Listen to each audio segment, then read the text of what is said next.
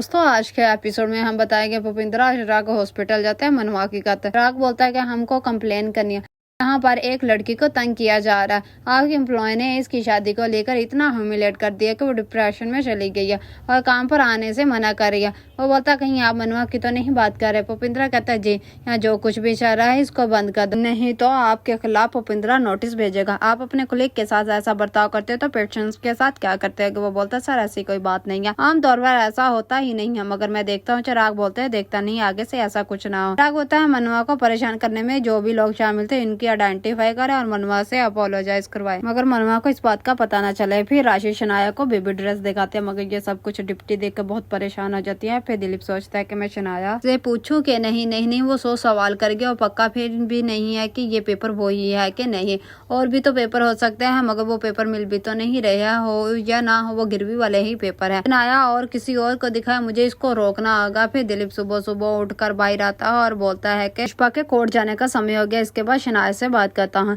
फिर दिलीप शनाया को आवाज देता है, 1 मिनट बात सुनना। दिलीप कहता है कि मुझे तुमसे बात करनी है। शनाया जवाब देती है इस पेपर्स के बारे में जो कल आपके घर से मिले हैं। दिलीप कहता है हाँ। शनाया कहती है लेट मी अंडरस्टैंड, पुष्पा ने अपना घर गिरवी पर रखा है। पुष्पा ने गिरवी के पेपर आपके घर में रखे, किसी को ना पता। I am right? दिलीप कहता है राइट, काफी समझदार हो तुम, मुझे से वादा करो कि ये बात तुम किसी और को नहीं बताओगे। शनाया कहती है ठीक है, मगर किसी को भी नहीं बताऊंगी। मगर पुष्पा ने घर गिरवी क्यों रखा? फिर पुष्पा कहती है कि योर ऑनर गोल गोल बात नहीं करूंगी, सीधा मुद्दे पे आती हूँ। विश्वनाथ चौहान की पूरी कहानी, पत्नी बच्चा किडनी, बच्चे की वफात, गिल्ट में आकर सब कुछ कबूल करना, सब फैब्रिकेटेड है। कदम्बरी का वकील कहता है कि पुष्पा जी हम पर इल्जाम लगा रही है। जज साहब बोलता है पुष्पा जी बिना सबूत के स्टेटमेंट दीजिए। पुष्पा कहती है कि ये पिन ड्राइव जिसको मैं अदालत में प्ले करने की इजाजत चाहूंगी। फिर शनाया दिलीप को बोलती इतना क्या सोच रही है? दिलीप कहता है कि पुष्पा ने घर मेरे लिए गिरवी रखा है क्योंकि मैं एक बिजनेस शुरू कर रहा हूँ, इसलिए मुझे पैसों की जरूरत थी। पुष्पा ने अपना घर गिरवी रख दिया।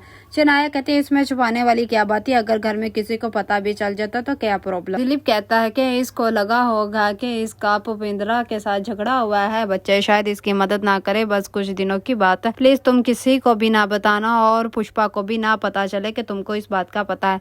शनाया कहती है मैं किसी को नहीं बताऊंगी, और एक बात, मैं पुष्पा के खिलाफ नहीं हूँ, बस थिंकिंग अलग अलग है। अगर इसकी दुश्मन होती तो कब से ये बात मैं उसको बता देती, आप टेंशन ना ले, ये बात मैं पुष्पा को भी नहीं बताऊंगी। दिलीप फिर शनाया को कहता है कि शुक्रिया। वो पेन ड्राइव अदालत में चलती है तो इसमें वो होता है जो कदम्बरी ने बोला था कि विष्णुनाथ चौहान की कोई पत्नी है ही नहीं।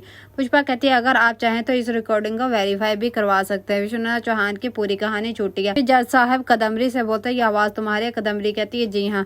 जज साहब बोलता है जो आपने रिकॉर्डिंग में बोला वो सब सच है? कदम्बरी बोलती जी नहीं, झूठ है। जज साहब बोलते हैं ये कैसे हो सकता है, अभी आपने बोला कि आवाज मेरी है, झूठ कैसे हो सकता है? कदम्बरी कहती पुष्पा ने मुझे जेल में आके धमकी दी थी, पुष्पा ने दबाव में डाल के ये मुझसे बुलवाया। आखिर कदम्बरी ने अपनी चाल चल के अदालत में विश्वनाथ की पत्नी भी निकाली और इसका बच्चा और बच्चे का सर्टिफिकेट, सब कुछ सच है।